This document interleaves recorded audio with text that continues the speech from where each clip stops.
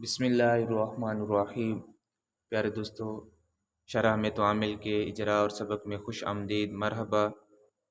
آج ہم نے جو سبق پڑھنا ہے وہ القیاسیۃ منہا سبعۃ عوامل، یہاں سے پڑھنا ہے۔ ہمارا وہی انداز ہوگا، پہلے ہم اجراء کریں گے، قواعد بتائیں گے، ترکیبیں کریں گے، اس کے بعد ترجمہ ہوگا۔ تو چلیں شروع کرتے ہیں۔ اب جملے سے پہلے واو آئی ہوئی ہے، اگر علیحدہ ترکیب کریں جملے کی تو پھر واو استئنافیہ کہیں گے، اور اگر پیچھے عطف کریں گے تو پھر واو کو عاطفہ کہیں گے۔ اب القیاسیۃ یہ صفت کا صیغہ ہے، اور صفت کا صیغہ جو ہوتا ہے تو اس کے لیے موصوف نکالتے ہیں، تو یہاں بھی موصوف نکالیں گے العوامل۔ العوامل یہ موصوف ہے اور القیاسیۃ یہ صفت ہے۔ اب القیاسیۃ یہ معرفہ ہے اور درمیانے کلام میں آیا ہوا ہے۔ معرفہ کیوں ہے؟ کیونکہ اس پر الف لام ہے، الف لام جس پر آ جائے تو وہ معرفہ ہوتا ہے۔ اب درمیانے کلام میں معرفہ آ جائے اور اس کے بعد جار مجرور آ جائے تو معرفہ کو ذوالحال اور جار مجرور کو کسی کے متعلق کر کے حال بناتے ہیں۔ تو یہاں یہ ذوالحال اور حال مل کر پھر صفت بن جائیں گے، موصوف صفت مل کر مبتدا بن جائیں گے۔ مبتدا کیوں بنیں گے؟ تو یہ معرفہ ہے اور اس کے بعد نکرہ آ رہا ہے، سبعۃ یہ نکرہ ہے، تو پہلے معرفہ آ جائے اور اس کے بعد نکرہ آ جائے تو معرفہ کو مبتدا بناتے ہیں اور نکرہ کو خبر بناتے ہیں۔ تو یہاں سبعۃ عوامل، سبعۃ ممیز ہے، مضاف ہے، اور عوامل اس کی تمجیز ہے۔ ویسے تو 3 سے لے کر 10 تک کی جو تمجیز ہوتی ہے وہ جمع مجرور ہوتی ہے، تو آپ کہیں گے کہ عوامل یہاں منصوب پڑھ رہے ہیں، یہاں یہ مجرور کیوں نہیں پڑھ رہے؟ تو عوامل یہ جمع منتل جمع ہے، غیر منصرف ہے، تو غیر منصرف پر کسرہ اور تنوین نہیں آتے، اس لیے ہم عوامل پڑھ رہے ہیں۔ سبعۃ عوامل یہ سبعۃ ممیز ہے اور عوامل تمجیز، ممیز تمجیز مل کر خبر بن جائیں گے۔ اب مبتدا خبر مل کر جملہ اسمیہ خبریہ ہو جائے گا۔ یہ یہاں پہلے والے قواعد ہیں، تقریباً میں نے آپ کو بتا دی ہیں۔ اب دوبارہ بھی ترکیب کر دیکھ لیں۔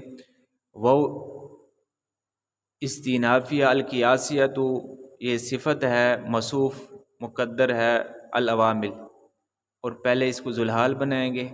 من جار ہے، ہا ضمیر مجرور ہے، جار مجرور مل کر یہ ظرف مستقر ہوں گے ثابتتن کے، ثابتتن اسم فاعل، ہی ضمیر فاعل، اسم فاعل اپنے فاعل اور متعلق سے مل کر شبہ جملہ اسمیہ ہو کر حال۔ اب ذوالحال اور حال مل کر صفت عوامل کی، اب موصوف صفت مل کر مبتدا بن جائیں گے۔ سبعۃ عوامل یہ ممیز تمجیز مل کر خبر، اب مبتدا خبر مل کر جملہ اسمیہ خبریہ ہو جائے گا۔ یہ ہمارے ایک جملے کی ترکیب مکمل ہو چکی۔ آگے بھی دیکھ لیں۔ والمانویۃ منہا عددان، اب واو عاطفہ بھی کہہ سکتے ہیں، علیحدہ کریں تو استئنافیہ کہیں گے۔ المانویۃ یہی وہی بات ہے کہ یہ صفت کا صیغہ ہے، جب صفت کا صیغہ آ جائے تو اس سے پہلے موصوف نکالتے ہیں، موصوف ہم نکالیں گے، ہم موصوف نکالیں گے العوامل۔ العوامل یہ موصوف ہے اور المانویہ یہ صفت ہے۔ اب وہی قاعدہ لگے گا کہ المانویہ یہ معرفہ ہے اور اس کے بعد جار مجرور آ رہا ہے، تو قاعدہ یہی تھا کہ درمیانے کلام میں معرفہ آئے اور اس کے بعد جار مجرور آئے تو معرفہ کو ذوالحال اور جار مجرور کو کسی کے متعلق کر کے حال بنائیں گے، تو یہاں وہی قاعدہ لگ جائے گا۔ المانویہ یہ ذوالحال ہو جائے گا، منہا یہ جار مجرور مل کر ظرف مستقر ہوں گے ثابتتن کے، ثابتتن اسم فاعل ہے، ہی ضمیر فاعل، اسم فاعل اپنے فاعل اور متعلق سے مل کر شبہ جملہ اسمیہ ہو کر حال، ذوالحال اور حال مل کر صفت ہو جائیں گے العوامل کے۔ العوامل موصوف اور اپنی صفت سے مل کر مبتدا ہو جائے گا۔ مبتدا کیوں ہوگا؟ وہی قاعدہ ہے پہلے والا کہ پہلے معرفہ ہے اور اس کے بعد نکرہ ہے، تو عددان یہ نکرہ ہے، پہلے معرفہ ہے تو معرفہ کے بعد نکرہ آ رہا ہے، تو کا یہی قاعدہ تھا کہ پہلے معرفہ ہے اور اس کے بعد جار نکرہ آ جائے تو معرفہ کو مبتدا اور نکرہ کو خبر بناتے ہیں، تو یہاں بھی وہی قاعدہ لگ جائے گا، ہم پہلے مبتدا بن جائے گی اور عددان یہ خبر بن جائے گی، مبتدا خبر مل کر جملہ اسمیہ خبریہ ہو جائے گی۔ یہ ہمارے دوسرے جملے کی بھی ترکیب اور اجرا ہو گئے، جو قواعد لگ رہے تھے وہ میں نے آپ کو بتا دیے، تقریباً وہی قواعد ہیں۔ اب آگے دیکھیں، تیسرا جملہ ہے ہمارا وَتَتَنَوَّعُ السَّمَاعِيَّةُ مِنْهَا عَلَى 13 نوعًا۔ اب تتنوع، یہ تتنوع فعل مضارع ہے، کون سا صیغہ ہے؟ تتنوع یہ صیغہ واحد مؤنث غائب فعل مضارع مثبت معروف ثلاثی مزید فی اجوف واوی اسباب تفاعل یہ باب ہے، اس کا صیغہ ہے واحد مؤنث غائب، اور اس کے بارے میں بھی قاعدہ تھا کہ صیغہ واحد مذکر غائب اور واحد مؤنث غائب کا فاعل باہر بھی آتا ہے اندر بھی آتا ہے، اور اگر شروع میں آ جائے تو اکثر طور پر اس کا فاعل باہر ہی آئے گا، تو یہ شروع میں آیا ہوا ہے تو اس کا فاعل باہر ہے۔ السماعیہ تو اس کا فاعل ہے، ہر فعل کے لیے فاعل ہوتا ہے تو یہ بھی اس کا فاعل ہے، لیکن پہلے آگے ایک اور قاعدہ لگے گا کہ السماعیہ یہ صفت کا صیغہ ہے، صفت کے لیے موصوف نکالتے ہیں ہم، العوامل موصوف نکالیں گے اور یہ صفت ہے۔ اب السماعیہ درمیانے کلام میں ہے بھی معرفہ اور اس کے بعد جار مجرور آ رہا ہے، تو وہی قاعدہ لگے گا کہ پہلے درمیانے کلام میں معرفہ اور اس کے بعد جار مجرور آ جائے تو معرفہ کو ذوالحال اور جار مجرور کو کسی کے متعلق کر کے حال بنائیں گے۔ یہاں تک ہمارے قواعد ہو گئے، پھر یہ ذوالحال اور الحال مل کر یہ فاعل بن جائیں گے۔ اب دوبارہ ترکیب دیکھ لیں، چلو ایک آگے اور قاعدہ دیکھ لیں پھر اکٹھی دوبارہ ترکیب کرتے ہیں۔ علی 13 علی جار ہے 13، ہم 13 کیوں پڑھ رہے ہیں؟ علی حروف جار ہے، آیا ہوا ہے حروف جار میں سے آیا ہوا ہے حرف جار ہے، تو یہاں یہ جر کیوں نہیں دے رہا؟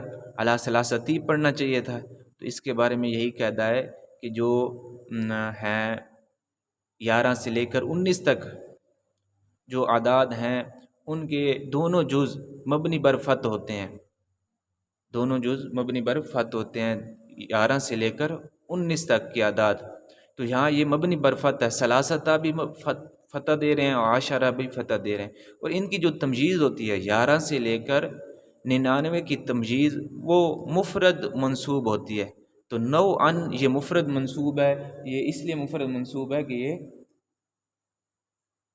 مفرد منصوب اس لیے ہے کہ یہ اس کی تمجیز ہے۔ اب دیکھیں تتنوع، دوبارہ ترکیب کر لیتے ہیں، وہ ہم عاطفہ بنا لیں، تتنوع فعل مضارع ہو گیا، السماعیت یہ اس کا صفت ہوگی، موصوف ہم نکالیں گے، العوامل موصوف ہو جائے گا اور یہ صفت ہے۔ اب پہلے ہم اس کو ذوالحال بنائیں گے، مین جار اور ہا ضمیر مجرور ہے، جار مجرور مل کر ظرف مستقر ہوں گے، ثابتتاً کے ثابتتاً اسم فاعل ہی ضمیر فاعل، اسم فاعل اپنے فاعل اور متعلق سے مل کر صفت، السماعیت صفت نہیں سوری یہ بن جائے گا حال، السماعیت ذوالحال اپنے حال سے مل کر پھر صفت بن جائے گا، العوامل جو مقدر ہم نے موصوف نکالا تھا، پھر عوامل موصوف اور صفت مل کر تتنوع کا فاعل بن جائے گا۔ علی جار ہے 13 ممیز اور نوعاً تمجیز، ممیز تمجیز مل کر جار کا مجرور، جار مجرور مل کر ظرف لغو ہو جائیں گے تتنوع کے، تتنوع اب فعل اپنے فاعل اور متعلق سے مل کر جملہ فعلیہ خبریہ ہو گیا۔ یہ ہماری تیسرے جملے کی بھی ترکیب ہو چکی۔ اب دیکھیں پہلے سن لیں بات کیا ہو رہی تھی، یہاں جو صاحب مصنف تھے انہوں نے بیان کر رہے تھے عوامل، 100 عوامل، تو 100 عوامل بیان کر رہے تھے، تو ان میں کہا کہ 2 عامل جو ہیں معنوی ہیں، 98 عامل لفظی ہیں۔ ان 98 عوامل لفظیوں میں کی پھر 2 اقسام تھی، سماعی اور قیاسی۔ پھر جو سماعی عوامل تھے وہ تھے 91 اور قیاسی عوامل تھے 7، قیاسی عوامل 7 تھے، اس طرح یہ پورے 100 ہو گئے۔ آج کے جو ہمارا سبق جہاں ہم نے شروع کیا تھا والقیاسیۃ سے، تو یہاں سے قیاسی عوامل بتا رہے ہیں۔ انہوں نے کہا کہ قیاسی عوامل جو ہیں وہ 7 ہیں اور معنوی ان 100 میں سے 2 ہیں، اور جو سماعی ہیں سماعی ان کی پھر 13 نوع ہیں، 13 نوع پر وہ مشتمل ہے۔ اب ترجمہ دیکھ لیں، دوبارہ ہم ترجمہ کرتے ہیں، جس طرح ہم نے ترکیب کی تھی اسی طرح ہم ترجمہ کریں گے۔ اور عوامل قیاسیہ ان لفظی عوامل سے، یہاں منہا کا مرجع ہم لفظی بھی کر سکتے ہیں اور سو بھی بنا سکتے ہیں، اور زیادہ جو بہتر ہے وہ منہا، یہ جو القیاسیتو کے بعد منہا آ رہا ہے، ہا ضمیر کا مرجع، بہتر اولا یہی ہے کہ یہاں جو ہے وہ لفظیہ ہی مرجع ہو، اس کا لفظیہ ہی بنائے مرجع۔ سو کی طرف بھی بنا سکتے ہیں، میاں کی طرف ہم مرجع بنا سکتے ہیں، لیکن زیادہ بہتر یہی ہے کہ ہم اس کا مرجع کیا بنائیں، لفظیہ ہی بنائیں۔ اب دیکھیں ترجمہ کریں گے کہ عوامل قیاسیہ ان لفظی عوامل میں سے 7 عوامل ہیں، 7 عامل ہیں، اور معنوی عامل ان 100 میں سے، یہاں جو معنویہ کے بعد ہا ضمیر آ رہی ہے اس کا مرجع 100 ہے، اور 100 صرف 100 ہی آئے گا، اور معنوی عوامل معنویہ اس حال میں کہ ان 100 سے 2 ہیں۔ اب تیسرے جملے کا ترجمہ دیکھ لیں، اور عوامل سماعیہ اس حال میں کہ وہ ہوں لفظی عوامل سے، وہ 13 نوع پر مشتمل ہے، 13 نوع پر شامل ہے، 13 نوع پر ہے۔ تو یہ ہمارا ترجمہ بھی ہو چکا۔ امید ہے کہ آپ کو سمجھ آ گئی ہوگی۔ یہ جو ہمارا کتاب کا خطبہ تھا آج، اس کی ساری ترکیبیں، اجراء اور قواعد بیان ہو گئے ہیں۔